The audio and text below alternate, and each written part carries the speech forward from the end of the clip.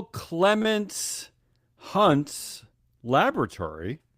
It's a Business Pants Friday show here at May 30th Studios featuring analyst Hall Matt Moscardi.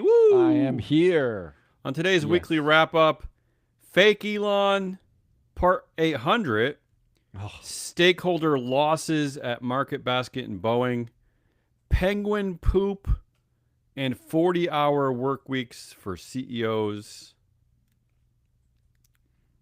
that's it?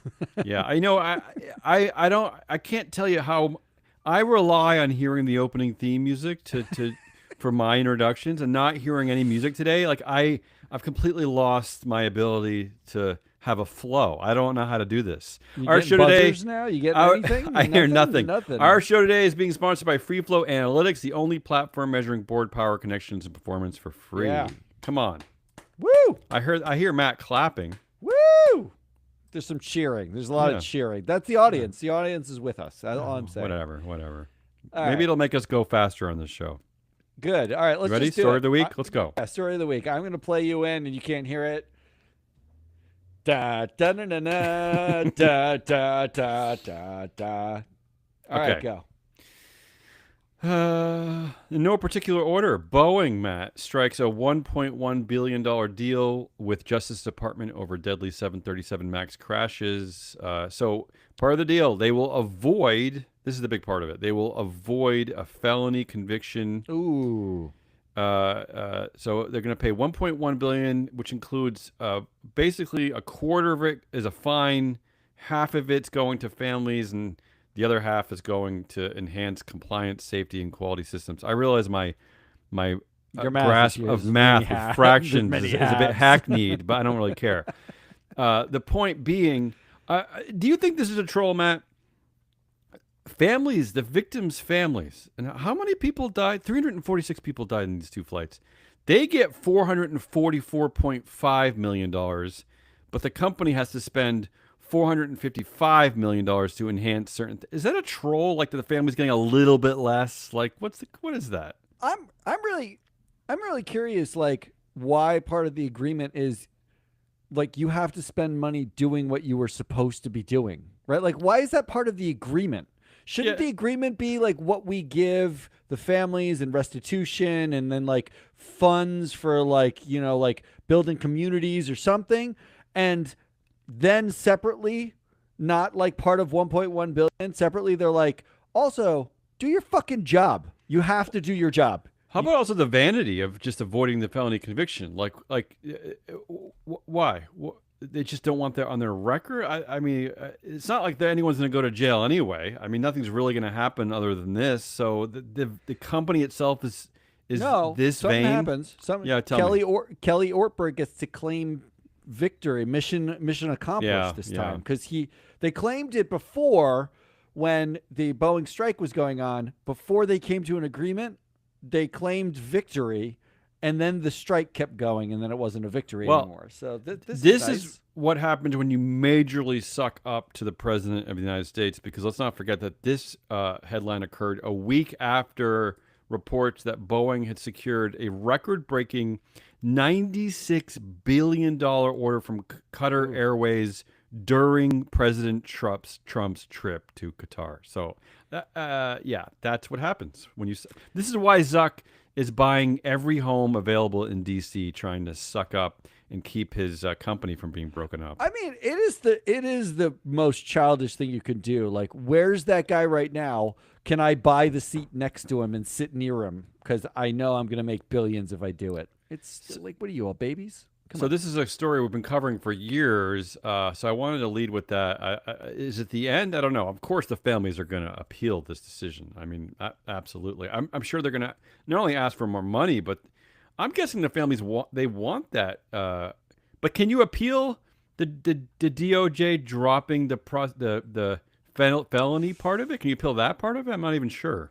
I think actually the upside to dropping the felony part of it is there's additional restrictions, like by law, that if you're considered a felon that you can and can't do. So, but I don't think it's appealable. No, it's a settlement. So But they might they can appeal fight the the amount settlement of dollars. money. Yeah, Yeah, they yeah. can appeal the amount of money they got, but I don't think they can Which appeal. we know will go down anyway. Well, that's like before lawyers' fees. Yeah. And it turns out that, and I found this out when I was back at the mothership at MSCI, a lot of these settlements are actually tax deductible. Did you know that? Great. Great. So that's like $1.1 million less in taxes that they have to Well, how spend. about the government fining the company $240 million, giving the families $440 million? Why not just give that fine to the families? What the hell are we doing? What's the fine being used for? Uh, it pays for Nespresso pods in the Yeah, all right. break room. Second big story of the week. This is unfortunately a company that we don't cover in our database. It's a private company, but this is just a governance craziness that you don't see very often. So I had to include it. This is from Market Basket. Market Basket is this extremely popular regional supermarket chain here in New England. I don't know if they're outside of New England, but this is a big deal company. They generate about $7 billion in revenue. They employ 25,000 people. So this is not like a little mom and pop shop. So here's what's happening. Market Basket CEO, the CEO, Matt, Arthur T. Demoulas, placed. Emphasis on tea? Well, it's important. It's important because his cousin is the one he's battling with, Arthur S. Demoulas. Oh. Yeah, they have the same name. He's placed on administrative leave by the board of directors, along with two of his children and several other executives. Wow. The board has initiated an internal investigation into his conduct, citing concerns over transparency and succession planning. Specifically, the board expressed frustration over limited access to critical company information. This sounds like the Sam Altman case, including budgets and plans for leadership succession. And they also alleged that Demoulas was planning a work stoppage. Now, the reason why that's important is that in 2014, there was a similar family dispute, which led to a widespread employee protests and customer boycotts in support of who they call RDT. So here's the backdrop of all this, Matt. This is why I'm calling This this. is so confusing. I know. I'm calling this a stakeholder loss. Is that the customers and the workers absolutely love this man. They love RDT, the CEO. They adore this dude. Okay.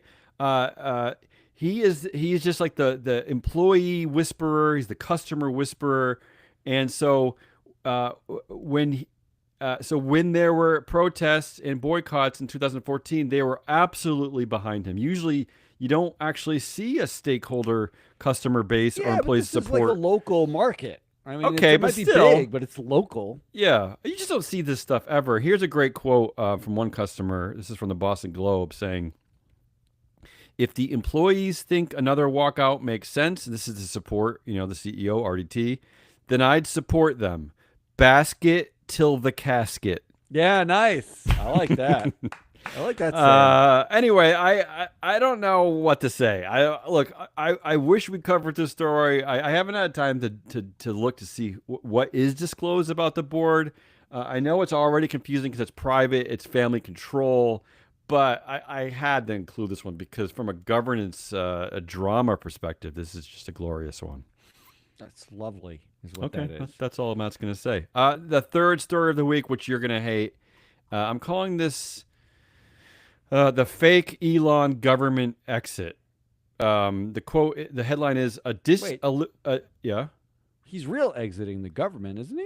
Who knows? This is why I included this story. A disillusion. This is according to I think this is the New York Times headline. A disillusioned Musk, distanced from Trump, says he's exiting Washington. Now I'm calling bullshit on all of that. First of all, Matt, per U.S. law, Elon Musk was actually was a special government employee, and he is not allowed to perform those duties beyond the period of 130 days. And I think that's what we've hit. No, I haven't done the We're math. near or at it. Yes. Yeah. And there are reports now that Elon also went on CBS News saying that he doesn't entirely agree with the Trump administration, explains why he feels stuck in a bind. Here's his quote. "But it's difficult for me to bring that up in an interview because then it would create a bone of contention. He's bringing up his dissension. He says, I'm a little stuck in a bind where I'm like, well, I don't want to, speak up against the administration, but I also don't want to take responsibility for everything the administration's doing. So I'm like kind of stuck, So he's doing all this, Matt, with a backdrop of his company Tesla. The sales of completely destroyed. In fact, down 49% in Europe. I just saw in Quebec they're down like 86%. They're down everywhere because only liberals buy electric vehicles. That's the irony. So he's now pretending that he doesn't like Trump, even though his 130 days are up, and even though like Donald Trump is saying like he's still my buddy. So it turns out today is the 130th day from right. the inauguration. So this is all just roughly. more Elon blather. I don't know what is ever real in Elon's world. The double backdrop of this story is this this great reporting from Wired. Do I have the name of that article? I don't. Go to wired.com. Look at this great story they have about all the fake Elon stuff. Matt, we talked about this offline yesterday in our pre-production. What I wanted to know from you, and you couldn't answer, which I'm mad at you for, is why is the behavior and the statements of Elon Musk not risen to the level of investor fraud? I mean, I'm not gonna summarize everything here, although I want to, but Matt says I shouldn't because it's 400 minutes long if I summarize all of it. But essentially, from the beginning, from 2006, Elon Musk has been trotting out lies, just bold-faced lies based on these bullshit predictions about not, and I'll just list the things that he's lying about. First of all, let's start with getting to Mars, which Wire doesn't actually cover. But he starts with the development of a low-cost family car, which I think they just scrapped. He started that bullshit in 2006. He wanted to create a hyperloop, which would get people from Boston to New York City in less than half an hour. He already scrapped that. Driverless, of course, all about the autonomous driving. He's been promising that since 2013. Full autonomous driving. I didn't even know about this one, Matt. He promised autonomous charging. Basically, that you could drive from LA to New York without even touching the steering wheel and not even touching the charger on your car. He was saying that would happen back in 2016.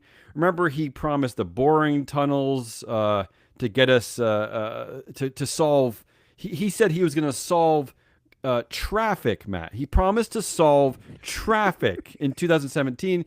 He also promised to install chips in our brains. He promised technology in 2018 that you would just that your car would be autonomously delivered to your door. He promised in 2019 a army of 1 million robo taxis, whatever the hell that is. He promising a robot army too. These Optimus robots. He said not too long ago, Matt, and he saying some of the things in earnings calls. He said that Tesla would actually make maybe 100 million robots a year. And look, I am really quickly summarizing here because the quotes are priceless. It's Wired. Nonstop. It's absolute fraud. That's what it is. It's absolute fraud. So legally, it's stop. hard to say that it is. That's it's the problem. Absolute fraud.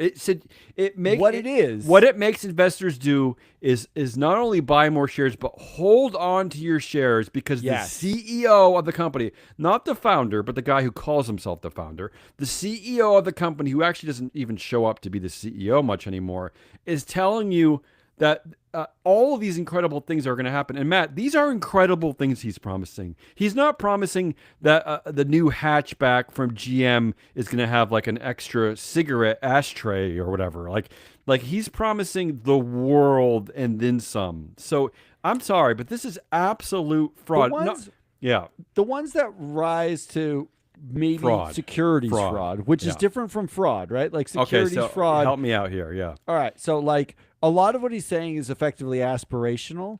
And to prove that he's perpetrating a fraud, he has to know that it's not possible or not going to happen. It has to be the intent matters here. So you'd have to be able to prove. How does he not know? Well, but I mean, like he could argue easily, like I'm diverting resources to that. That is my best guess. That is our goal. I might be wrong in the number of years, but I'm not wrong in the concept. And then therefore it's not fraud, right? Like the ones that Bullshit. feel fraudier are the ones that are hyper specific, like this one, where he says, I'm extremely confident that level 5, or essentially complete autonomy, and this is level 5 driving, will happen this year in July 2020. In December 2020, he tells the CEO of Business Insider, Yeah. I'm extremely confident we'll have level 5 next year. The CEO, Axel Springer, says, or Matthias Dopfner says, how confident? Matthias Dopfner, by the way, on the Netflix board. We just covered that on Proxy Countdown. He says, how confident? Musk replies, 100%. Yeah, he also said that, he said before that, That's fraud. He said there are no fundamental challenges remaining. That means if I bought the stock, I read that article and I said, I think this is going to be a big deal. I bought the stock. This is your CEO saying it. The CEO said it, 100% confidence that in the next year he'll have full autonomous driving. And it doesn't come, I could file a derivative suit. Notice the year that is. That is the height of meme stockery. That is exactly when Musk was getting every tranche of his pay vested. So that he became a 90, 100 billionaire. Yeah. So if you actually look, the interesting part about this is not what he said, it's when he said it. The vast majority of his fraudy statements happened between when he's granted vesting tranches based on stock performance and when those, after all those things vested. This is ludicrous. Like he's not saying nearly as much of it in the short term, like most recently. He's talking about like little things more recently. Well, but you know what? Where you're wrong, Matt, is what I noticed a trend that starting a couple of months ago, he is actually ramping things up again in earnings calls because his customer base has abandoned him. Yeah, no, but also because they're negotiating a new contract for him. That's true, but also like he needs to turn around the attitude around Tesla is at an all-time low. Yes, the share price is still. I don't think he cares about that. You might be right. I think very purely, he cares about. This is an abomination. These are piggy banks. Tesla is a piggy bank, and he is better than anyone. Here's what's playing worse. on your fear that you will miss out. He's a FOMO king. Here's what's worse, and I'm completely now 100% out on any Tesla investor who doesn't just completely vote everybody out for the sake of our democracy. What's worse is that he spent the last 130 days basically rolling back every regulation, every regulating body that he can think of that oversees himself and his companies. None of this should exist in our culture. For that reason alone, investors for once can do the right thing and how about just saying no to a crook for once? You've already probably made your gains on your stupid shares at Tesla. How about just for once, just doing something that's ethically correct? Well, what I think you could care less about your stupid shares. The moral outrage is one thing, and I can agree with it. It's important. I'm sorry, but from an investor standpoint, the pattern you should recognize is the vast majority of the FOMO promises happen when he needs the stock to go up, not for you, the investor. Yeah, I agree. For his I agree, Matt. Gain. But we are getting rid of CEOs for personal conduct issues like at Kroger's, which is fine. I'm in agreement with that. But we're allowing a CEO to not do his day job anymore, to get rid of regulations that oversee his own work, and we're letting him keep his job. That's bullshit. It's bullshit. Here's what I would watch. After this year, there's a proxy's going to come out. They need to negotiate a new pay package for him. I bet you in the next 3 months, all we see from Elon Musk is in the next year we will achieve promises. We are going to and get amazing to B. promises. I'm going to Mars. Amazing promises. Astronomical, amazing promises. The stock price starts to go up and up and up and up, and he's going to vest whatever his new pay package is. Yeah, his robots will. his robots will be flying us to Mars while another robot is like giving us a back massage, while Almost a third a robot guarantee. is putting $1 billion in our bank account. Yeah. I want that for a Yeah, I want that robot. Let's go quickly now. This two more stories, unfortunately. This just made me laugh because I didn't really know there was an ESG inventor. Here's the headline: ESG inventor says Trump is its best possible advert. I actually kind of agree with this. This is Paul Clements Hunt, who is credited with coining the term ESG. He views Trump's opposition to ESG investing as inadvertently beneficial for the movement. I kind of agree there. Yeah, we've been saying that. Whatever, right? Moving on. Do you know Paul Clements Hunt? Is this I've a met man him you're familiar before. with? Yeah. I've Okay. met him before. Is he He's a the nice inventor guy. of the acronym? I mean, I guess you put 3 letters together and it becomes an invention. Is the inventor, is that the right vernacular? Is that the right use of the diction, inventor? Can you invent an acronym? I don't know. I'm not buying that. Well, we're saying that the I guess FT Musk reporter, invented the Tesla car, even though he didn't. So We're saying that the FT reporter invented the taco trade acronym. okay, So sure. maybe so coined maybe a phrase. we are. He coined a Maybe- phrase. Yeah. I think it's coined a phrase. Yeah. And finally, the fifth story of the week: U.S. proxy season sharp drop in shareholder resolutions. Sharp drop. So you have talked about that on the Responsible Investor podcast a couple of weeks I ago. did, yeah, I did. Sharp which drop was a great. So you have good 5 conversation. weird stories to choose from. Why don't you go ahead and pick one? Look, I mean, the story of this week is probably the Market Basket CEO, but because it doesn't directly affect us, I'm I not wish it gonna did. choose it. I I'm wish not it gonna did. choose it. I would It's- love to it's dive fun. into that data. Yeah. I wish at some point in our company's life, we have a customer that says something like "basket till the casket." I just want that to be my life. I want Yeah. someone to be so bought in. Float until you gloat. Yeah, I don't know But, what that would be. Oh, that's not bad. That's Yeah. not your worst. But I think the Elon trend between the Wired article pointing out, it's not the first article to do this, but pointing out all of the mispromises. Elon stepping down because he has to, because otherwise, and him backtracking on like I wasn't killing poor people. It wasn't my idea to gut these things. I don't agree with everything the administration does, which is basically he doesn't like the big beautiful bill is what he doesn't like. And the overlap with now he needs to get paid again, which means the stock of Tesla and how much they're selling. Why? Is Why does he need to get paid again? a bottom? Anyway, Matt, why does he need to because get paid he again? fundamentally believes, Child. like a middle school boy, Yeah. that he and only he can get us to Mars and save the species of this Uh-huh. planet. Okay. That is his. It's the most Messiah-y middle. It's like I didn't even you mention as a remember when you were, backdrop. like, Yeah, go ahead. you remember when you were like 10 and you read like X-Men comic books and you used to pretend you didn't had do those that. powers? I didn't do that, And yeah. and if I had those powers, I could save the world the right way. Like when I was like 11. For me, it was playing left field for the Red Sox, but basically the same idea, I think. Yeah, it's exactly the same. Yeah. Now, listen, I didn't even talk about, that's the story of the week. You're saying the fake Elon government exit. I didn't even mention the fact that once again this week, another one of his SpaceX rockets exploded. So whatever, right? I guess. Oh yeah, but it's no big deal. All right, Can we move over to let's- Good List? Let's do good list. And yeah, we're let's trying play to do some a music that you can't hear. somewhat shorter show this week. All right, here we go. You go first. All right, I'm gonna go first. I have 2. Good. Number 1 is Volkswagen executives get prison time in Dieselgate scandal. Look, somebody got prison time. Okay.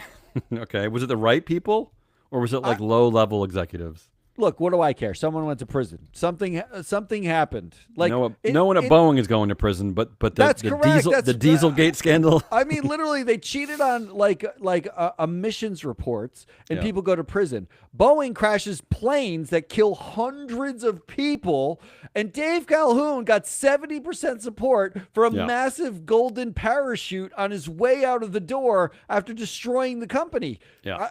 I think this is Well, good. Europeans are maybe they hold a few more people accountable. I suppose. I don't know. Yeah. Here's my second one. My second one's ironic, so then Yeah. we'll come to yours because yours is unironic. State comptroller votes to prioritize fiduciary duty for proxy voting. All right. The headline doesn't portray that much. Help me out here. The state comptroller, not Controller. named in the headline, Yeah. is Elise Nishala. She's Yeah. the Indiana Deferred Compensation She's on the Indiana Deferred Compensation Committee. That sounds very woke. She's the state comptroller of Indiana. The new policy they've adopted in Indiana for all of their voting is the Boyer Research Proxy Voting Guidelines. Great. Which they said provides a voting framework solely focused on shareholder value. No, that's a lie, right? yeah. I love it. How does it do that, by the way? How does it do that? How does it know? So it doesn't. They don't have a lot of data. How can they purport to know that, by the way? What I love about it is Indiana has to publish their votes, right? Like they have to, by law, they have to show a lot of what they're doing. This means it's a live case study in the Boyer Research Proxy Voting Guidelines. Do they vote against directors? Because you remember when Strive came out and they said they were anti-woke and it was Vivek Ramaswamy and what we found was they really just voted against women and pay packages. That's women all are they woke, did, I suppose, right? Yeah. We're now going to find out. Free Float can look at Boyer data and find out. In fact, we'll know if there's a correlation between the freefloatanalytics.com data and what Boyer says about directors. Imagine if Boyer's using free data from us to just vote against directors. I love that idea. This is scary. Indiana was the state that had their governor, Mike Pence, the former vice president. He was he wouldn't have meetings alone with women, remember? Because of his religious standing. He wouldn't be alone in a room with another woman because there was something improper about it. This is the state. Terrify me. This is the state. Yeah. Yeah. Well, I love this. I love this story. I love it that we get a live look at Boyer Research proxy voting guidelines. So those my good list of the week is this a shout out to Ari, the data whisperer. Congratulations to Ari, by the way, for she has 17 children now. She's working on her. She just had her 43rd. Yeah. And I know she's doing some great data work for us, right, as we speak. Still doing it, yeah. But this is kind of an old-fashioned one that I think she would have chosen, so I did this in honor of her. The headline is Penguin Poop, the latest tool to fight climate change. I'm already in, yep. Penguin guano. I hate that they have to call it by. I mean, it's poop. It's poop. Stop calling it guano.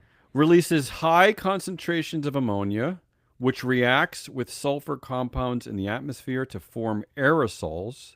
These aerosols facilitate cloud formation, potentially cooling the Earth's surface and preserving Antarctic ice. Now, this sounds extremely woke. I hope that RFK Jr. is already working on a plan to kill all the penguins, right? Because this doesn't sound right.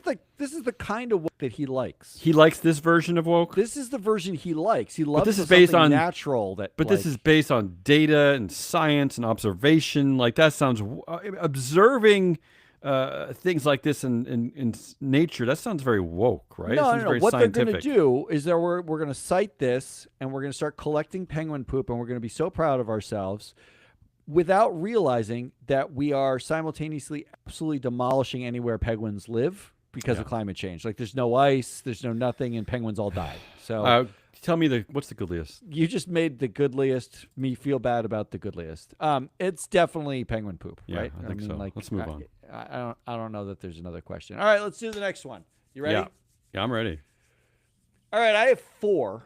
But really, it's 3 and a half-brained idea because I want to run an idea by you. Go ahead. Based off a headline. All right, first up.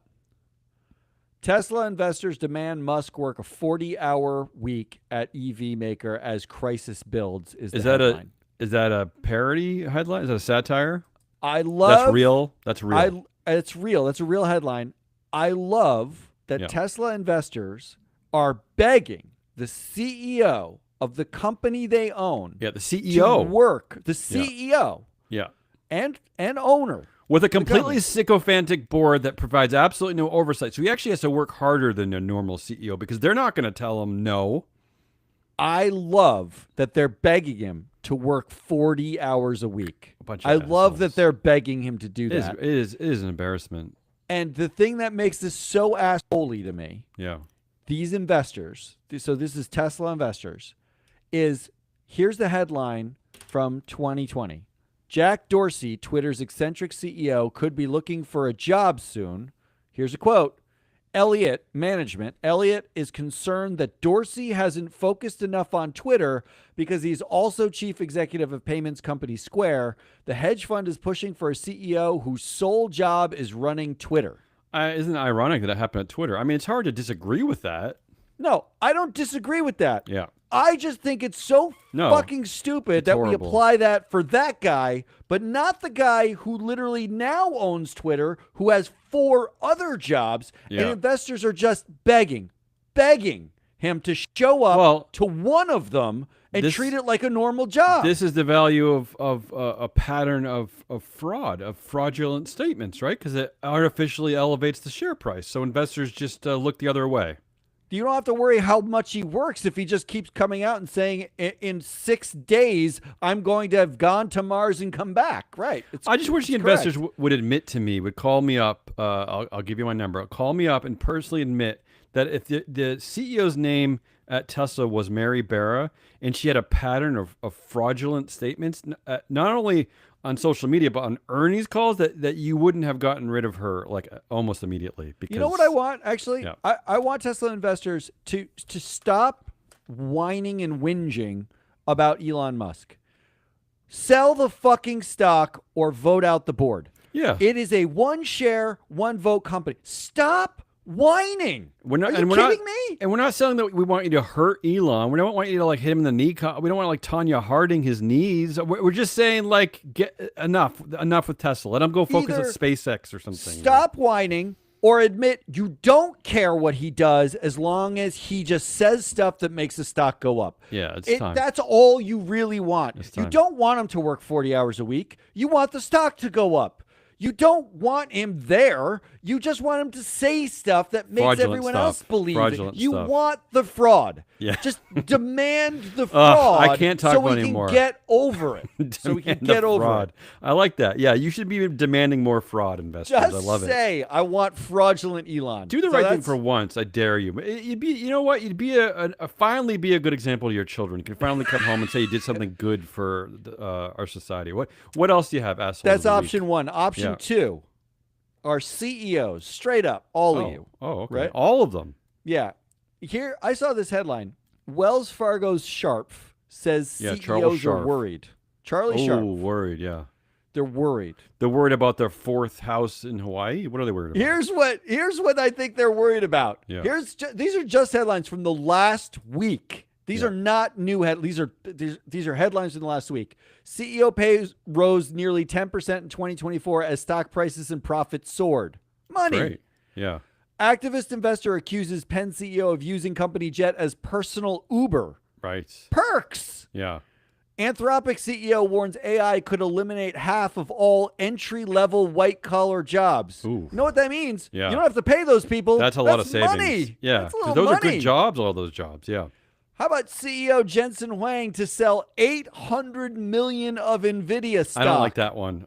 You know, when I saw that headline, Matt, I thought, why do we let the CEOs like that? Why do we even let them cash out? They should be forced to hold these shares throughout their whole tenure. Like, why do we? I'm sorry, it's just too much. Charlie Sharp. Yeah. What are the CEOs worried about? You fuckfaces have so much shit. What are you worried about? No one knows. No one knows. I can't understand that. That is the stupidest quote I've ever heard in my life. I'm going to be fair here and say that I don't think that Charles Sharp speaks for all of CEOs. He speaks for himself. I don't. Well, then we could just supplant CEOs as the asshole of the week as Charlie Sharp. Good. I like that one. Yeah. What else you got? What a stupid one. All right, number 3. United Health Group faces lawsuit claiming it used ex-employees' 401k funds to defray its own costs. Whoa. All right, so we have Tesla investors as option number 1 this week. Yeah. United Healthcare Group, you have a chance to not be the asshole of the millennia because the vote on the board is Monday. So you're talking to the investors, the shareholders of United Health. Shareholders of United Health Group. The company offered the executive chair and former CEO, Stephen Hemsley, $60 million in unlinked, not performance-based options at the near nadir of the stock price. Yeah. To be the CEO, interim CEO for 3 years. mean, His 60 million. hasn't been this low since like before 2020. I'm looking. I only see about a 5-year view here on Google. Before 2020, that's how long it's been this low. At the end of the 3-year tenure, his shares would vest. They would be the cheapest shares possible. We estimated on previous shows that he will make roughly $170 million when he actually cashes out. His realized pay will be closer to like $200 million if the stock price returns to where it was just 6 months ago. And this is for righting a ship that he's basically responsible for going off course because he's never left the board. He stayed as chair. He's picking successors. He's picking nomination committee chairs. He's the one still in charge. You're rewarding him for an ongoing inability to make this company make any sense. He was executive chair, meaning they paid him a salary as an executive of the company. At a minimum, the highest percentage, vote him off. He is the highest influence director according to Free Flow Analytics data. He's a bad chair.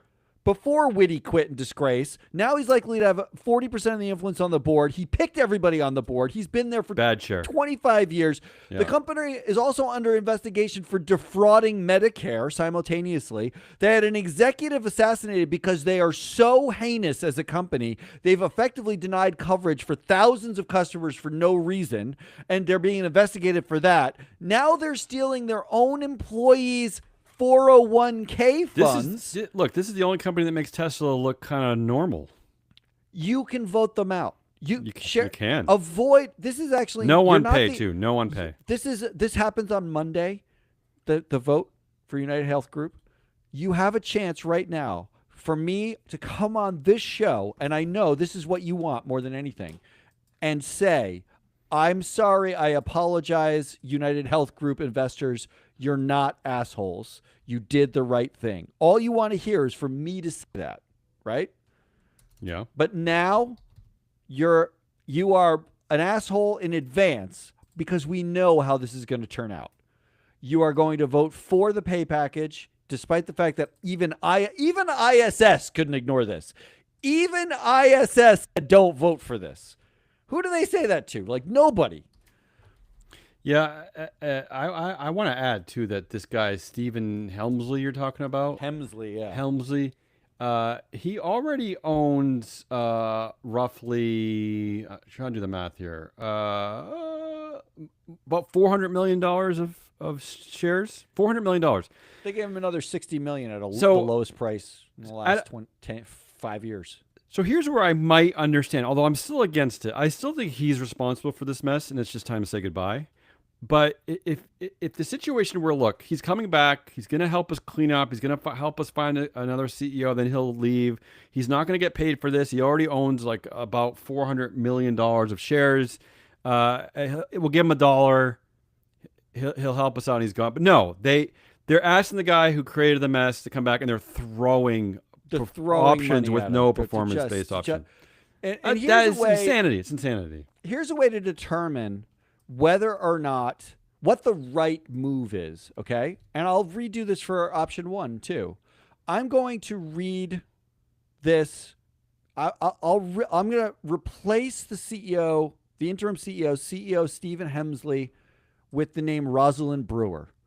Yeah, and right. if I said Rosalind Brewer's United Health Group faces lawsuit claiming it used ex-employees' 401ks to defray its own costs, what would you do? She'd be sharing a cell with Elizabeth Holmes right about now. Tesla investors demand Rosalind Brewer work 40-hour week at EV maker as crisis builds. What would you do? She'd be calling Martha Stewart getting advice about how to handle federal prison.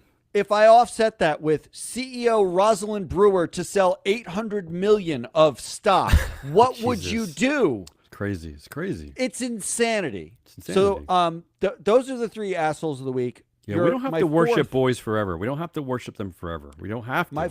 My 4th option here is a half-brained idea. Go ahead. Because I read this headline, James G. Davis Jr. Announces retirement for American Woodmark Board of Directors. Okay. Now, nobody knows American Woodmark. Nobody cares. It's it's a small mid-cap company. I don't like what you're saying. Yeah. James G. Davis Jr. He's 65 years old. He's been on the board for 23 years. He's decided to step down. And I was thinking to myself, how do I make this like an asshole of the week thing? But I realized it's not an asshole of the week thing. What I actually want to do is I want to twist this and say, how can I make an investor pay attention to the fact that these directors are appointed and retire on their own schedules? It's not an election, right? Like, it's not an election at all. How about we changed every board position? I want to know what you think about this. Yeah. How about we change every board position to make it a lifetime position like the Supreme Court? Yeah. Investors. Just as a tongue in cheek? No, I want them. Yeah. I want investors to elect them once. Yes. And then they can stay on the board as long as they want. Is that until not they what's die. happening? But I don't understand. How is it different than what's the reality? Well, because we talk about board refreshment. The mechanism. Stuff, right? Get rid of the mechanism of director voting. Like, they're no longer up for vote, right? Like, every year there's, if someone retires themselves, or if they're no longer up for, there's no need to vote on them anymore. It's a lifetime position. Would investors pay one iota of attention if they knew that the vote they cast on this director right now was a lifetime appointment? Would they change the way they assess the director? No, I'm going to say no, they're not. Because, I mean, we have Senate confirmation hearings for Supreme Court nominees, right?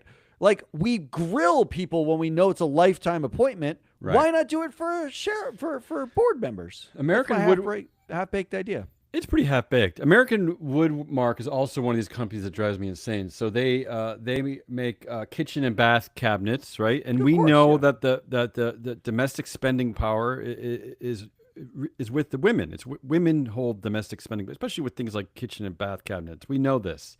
This is one of these horrible boards that they don't even have 3 women on the board. They only have 2. And they have a total of 6% influence. So they don't even let women involved or make decisions, or what would they know about anything? What? I do want to point out, companies make me crazy. Lest you think that free flow analytics is not a robust platform to get your data, American Woodmark Corporation is on their platform for free. You can see the board of the least interesting company in the United States of America on this platform. It's all there. All right, so those are your options. So you don't like my half-baked idea, but there are 3 I think you're being options. a little slightly sarcastic, so I don't really know where to go. I'm not. I want investors to have to be forced to. But Glass Lewis, choose. Okay, but Glass Lewis told us this year that they basically trust the word of the nomination committee. So if the nomination committee, like Jay Hogue, if Jay Hogue says this director should be elected for life, the investors are just going to listen anyway. I would love to see that, because you know what? That reflects what's happening anyway. Yeah. And if they don't care, they want to throw their one vote away, because you get the one vote on this person, and then those people can be snorting coke off of hookers for their 20 years on the board. I'm just saying. All right, so your 3 asshole options are Tesla investors, Charlie Sharp /CEOs, and United Health Group investors. What's your choice? Oh. I mean, how much can we keep talking about Tesla investors? When is this going to end? Like, he's going to have to commit some level of what, fraud?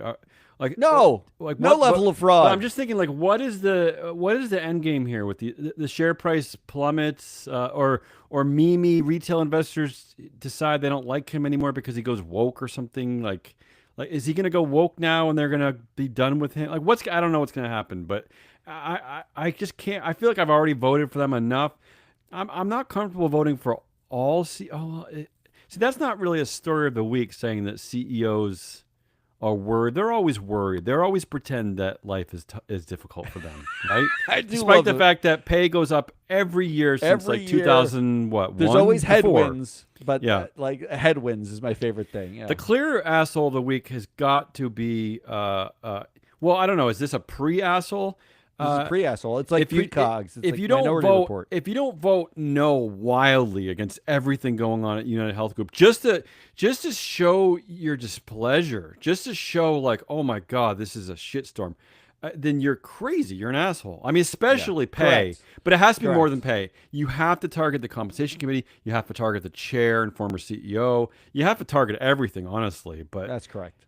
If you don't get this right, I don't know what's going on. I really don't know what's going on. All right, so that's the asshole of the week. Yeah. All right, let's do headlines, winners, predictions, and I think we can get out of here. Yeah, we Uh, can get out of here reasonable time. Unfortunately, I'll give you one of my headlines first because it's continuing to talk about Elon Musk. I apologize to the audience. I'll just say this quickly. You don't have to even comment about it. This is from CNBC.com, of all places.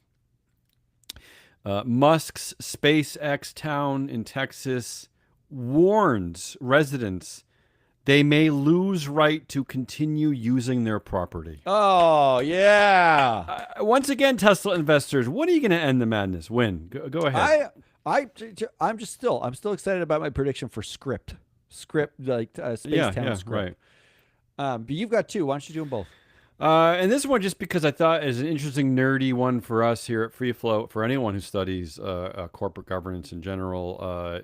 So Anthropic CEO Dario Amodei had a bunch of things to say about AI, but here's the one that I wanted to talk about. He was asked when he thinks the world will see the first billion-dollar company with one employee. Ooh, I like that. He said 2026. So he's suggesting that next year we might have a company listed on an exchange with one employee, maybe. Maybe it'll Look, go I public. haven't told you. I think. Yeah. Do I own 51%? Can this be us? Can this please be us? Well, I have to fire you first. Do I own 51% of this company or what? Do you? Like, I don't know. Do Yeah, I? Can that doesn't I? seem right. I don't know how that happen. If you get us to $1 billion market cap, then I'll give you the 51%. All right, perfect. I picked this headline news of the week. Nearly half of young people wish the internet had never been invented. Is that true? I love that. I'm That's one true? of the. I'm not. I don't think I qualify as a young person anymore. Do No, I? of course not. I don't know what. Yeah, what is the young? Do we know the age range? I didn't even read it. Is it like 0 to 6 months old? Just what is the headline news of the week. It is from a obviously from some survey of young people by the British Standards Institute. Oh, 16 to 21 years old. So I'm like 25 years too old to even be considered in the study. But I also agree with you that I wish the internet had never been invented. I will tell you I do tell a lot of stories to like my kids and their friends about like that life before I went to college, like the fun adventures we used to get into, and there were a lot of them. They do get a bit jealous because not only were